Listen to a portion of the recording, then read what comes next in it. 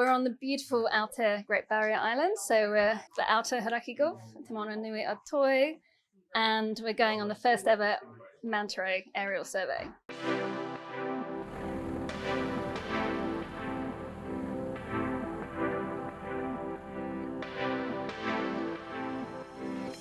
They're the largest ray in the world. They have the biggest brain of any fish.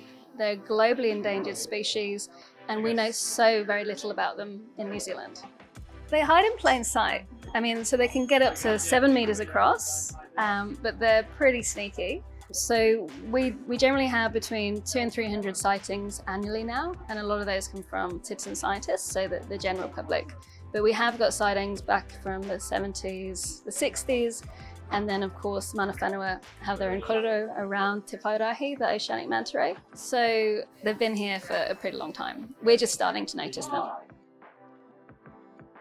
Today I'm a volunteer with Manta Watch New Zealand, and my role is going to be trying to find the manta rays, so spotting from the plane and just trying to see them while they're doing their thing. Yeah, for me it's my first time. I'm usually in a boat spotting things from the water, so super excited to get another perspective. We've got a GPS and that'll be collecting the track line that we follow, and then we'll be noting down anything that we see at the surface. So we want to look at dolphins, whales, ideally manta rays first and foremost. And we'll be looking at what behaviours they're doing as well. So if the mantas are feeding, if they're breaching, well, we're losing our minds. Keeping a lid on the excitement might be a bit of a big ask, but we can multitask. We can be excited and take the data down at the same time. Absolutely.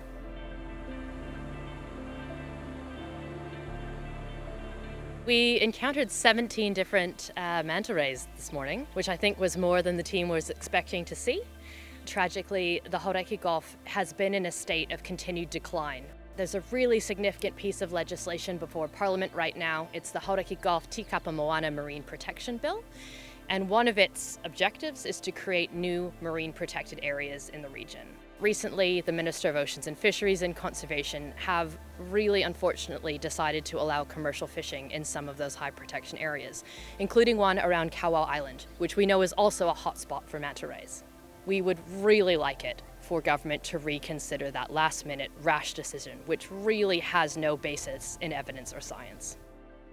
A key thing for me is using Te Whairahi as a way of connecting people to that offshore environment as well. And getting greater marine protection through manta ray research. And we just want to get everyone manta crazy.